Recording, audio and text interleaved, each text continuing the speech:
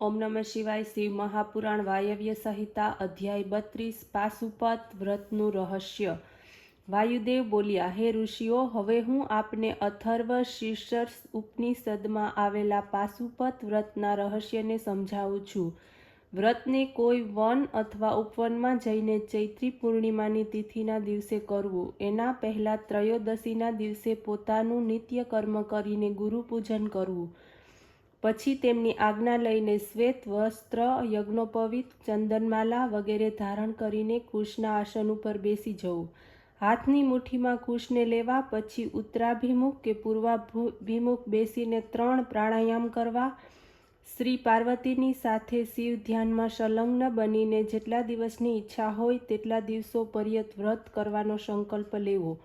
જ્યાં સુધી શરીરનો પાત થાય, અથવા 12 વર્ષ સુધી, 6 વર્ષ, 12 માસ, 6 માસ, 3 માસ અથવા 1 દિવસના વ્રતનો સંકલ્પ કરવો।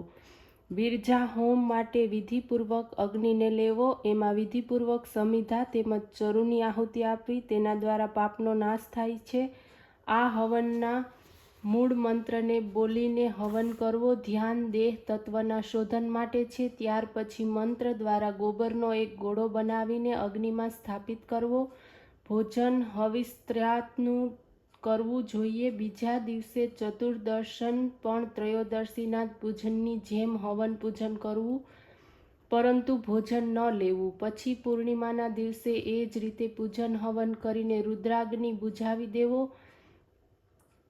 એની ભસ્મને ધારણ કરવી। જટા ધારણ કરી શિકારીઓની જેમ સ્નાન કરવું। જો લોક લજ્જા ન હોય તો દિગંબર સ્નાન કરવું, નહીં તો ટાટનો ટુકડો કે ચામડું લપેટીને લેવું અથવા વૃક્ષના વલ્કની લંગોટી લગાવી પછી મેખલા દંડ ધારણ કરવા।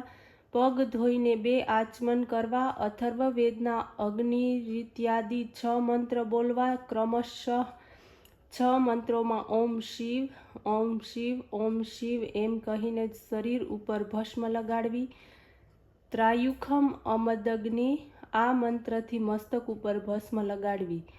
આ રીતે શિવરૂપ થઈને શિવ યોગમાં પ્રવૃત્ત થવું। આ રીતે પ્રાતઃ, મધ્યાહ્ન, સાયં ત્રણેય કાળમાં પાશુપત વ્રતનું આચરણ કરવું। આ વિધાનથી મનુષ્ય પશુત્વથી મુક્ત થાય છે। એ પછી સોનાનું અષ્ટદળ કમળ બનાવવું। એની નવરત્નોથી રચિત કેસરયુક્ત કળી હોય તે રીતે કમળનું આસન બનાવવું। જો પાસે ધન હોય તો સફેદ કમળ અથવા પોતાના ભગવાનમય કમલાસન ઉપર ભગવાન શિવની કલ્પના કરવી।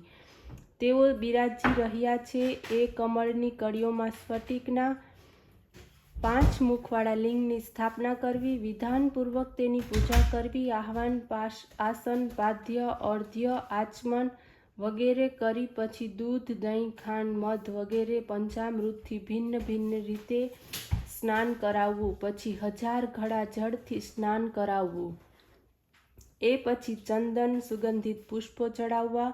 ગંધ, અક્ષત, ધૂપ, દીપ નૈવેદ્યથી પૂજા કરવી। એ પછી 1008 અથવા 108 કમળ તેમજ બીલીપત્રોથી શિવ પૂજા કરવી। ક્રમશઃ શિવના 4 મુખોની ધૂપ, દીપ વગેરેથી પૂજા કરવી। અર્ધ્ય આચમન પ્રદાન કરવું। પછી પહેલા આવરણમાં ગણોના સ્વામી કાર્તિકેયનું પૂજન કરવું। બ્રહ્મા વગેરે દેવતાઓનું પૂજન કરવું। દ્વિતીય આવરણમાં વિઘ્નેશ્વરનું પૂજન કરવું। ત્રીજામાં ભવ વગેરે શિવની 8 મૂર્તિઓની પૂજા કરવી। કમળથી બહાર 5મા આવરણમાં અસ્ત્ર તેમજ અનુચરોની સાથે દક્ષ, દિક્પાલ, બ્રહ્માના મરીચી વગેરે માનસ પુત્ર, ગ્રહ, નક્ષત્ર, સર્વ મુનિ, યોગી, યજ્ઞ, માતૃકાગણોની સાથે ક્ષેત્રપાલ, સર્વ ચરાચર વગેરેની પૂજા કરવી। ઓમ નમઃ શિવાય।